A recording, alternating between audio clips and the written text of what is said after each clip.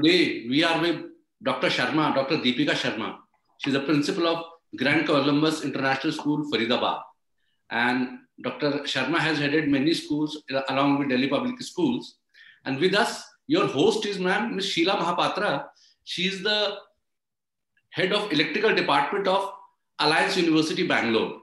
Okay. She is the host, ma'am. Fine, ma'am. All right. That's nice. Get connected with you. I'm Dr. Sheila. I'm heading the Electrical and Electronics Engineering Department at Alliance University, Bangalore. So I first of all thank EduTV for providing this platform to get connected with you. And it's a pleasure to have you here.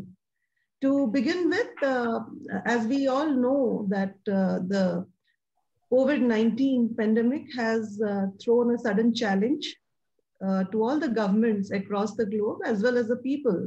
And with that, if you look at the positive side to it, there has been many innovative solutions, out-of-box solutions rather, which we all are trying to find out to face this unprecedented situation.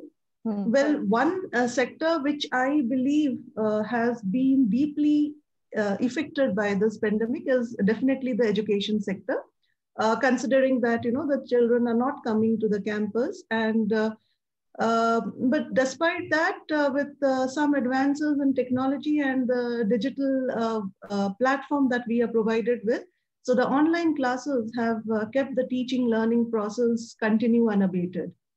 With respect to this, I would like to know from you, ma'am, that how in your school you keep the morale of your employees high during this testing times. When I say employee, I specifically speak about your teaching staff, for whom it has been a paradigm shift from classroom teaching to online classes, wherein there was not much time to prepare for it. It came all of a sudden and we had to go with the flow. Hi, Sheila.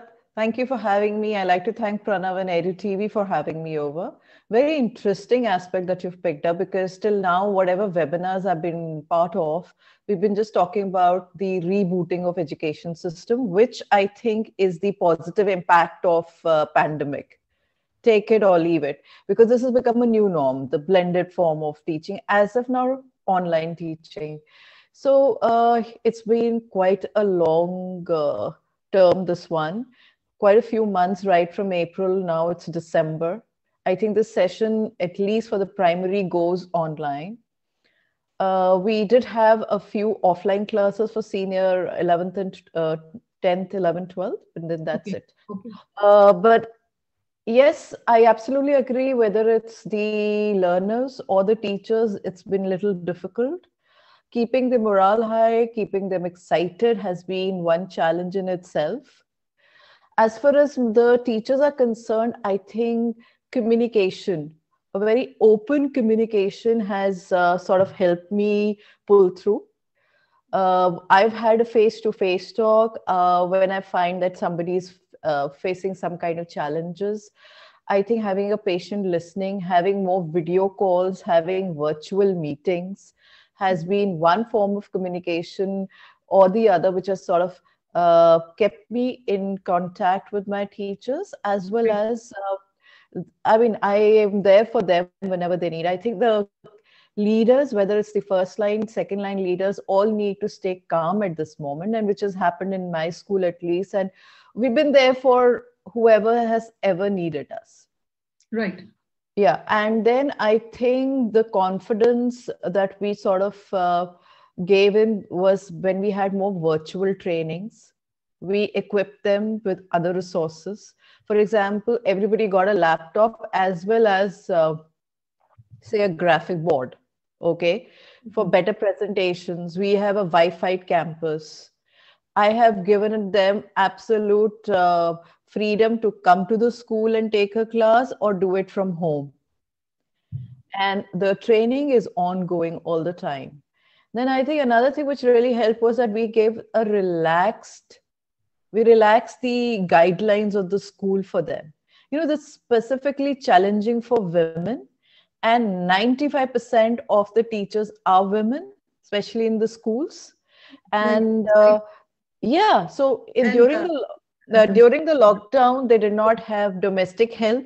That is the biggest problem. In Yes, fact, their children were at home. They had to take care of their own children, and they had to take care of their learners. right. So I think being empathetic, adjusting a little to what they needed, a bit of flexibility, and like I said, an open door policy or an open virtual meeting policy has sort of helped them do it well. And whenever they learn, I think I went across and put a message to my parents as well that we need to appreciate the teachers instead of really, because all the time the teachers were under check because the parents were also sitting there and while the classes were on. So I did have this community reach program for my teachers where they were appreciated by the entire community. And I don't want to limit it to the Teachers' Day, you know. So it has to be a regular process. Yeah, so I guess that's what helped my teachers stay happy and excited. Right. So moving on from teachers to the students. So if we look at the students for them, from their perspective, it has been an equally tough time. Yes. Being confined to home and, not meeting their peers.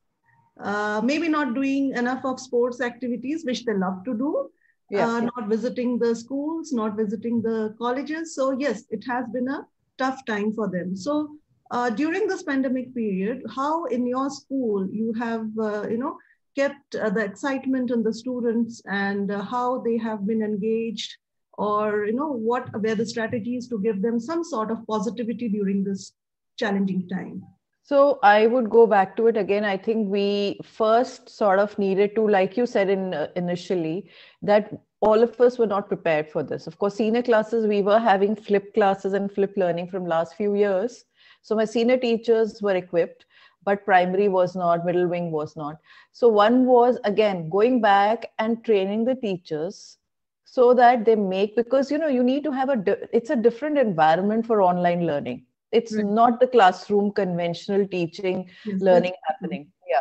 So we needed to, again, train the teachers, not just with technology, equip them with that, but also with how to keep the environment more engaging. I think so that their training, the trainers was very, very important for me. And then, of course, we needed to convert the entire syllabus, the content, and how it has to be delivered was done throughout the summers. We just worked on that because, again, in conventional classroom teaching, it's a different thing. Here online, well, sky is the limit again, but then it is totally different.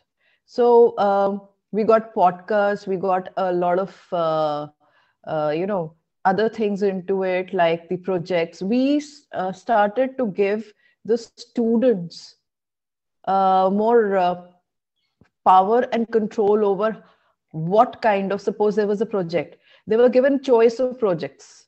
It was their choice. Then I think initial challenge for me was their assessments. So we had the self-assessment system and we had the quizzes to make it more credible. We sort of asked them to come forward and see how they would want to learn that particular concept.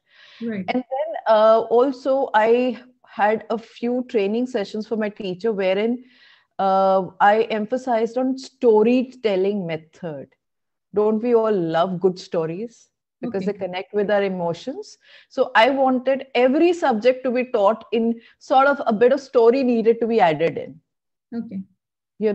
So, and then I think, again, going back to the learners, it's like more freedom they had to make their voice heard. So instead of having a 45 minutes 50 class, we reduced it to 30, wherein it was very, very interactive. And after that, we left it on the students, the learners, to pick up the project or whatever way they have done it and then present it to us. Yeah. Thank you, ma'am. It was great connecting with you today on this platform. And again, I thank EduTV for giving us this platform. Thank you again. Thank you, Sheila. Namaskar.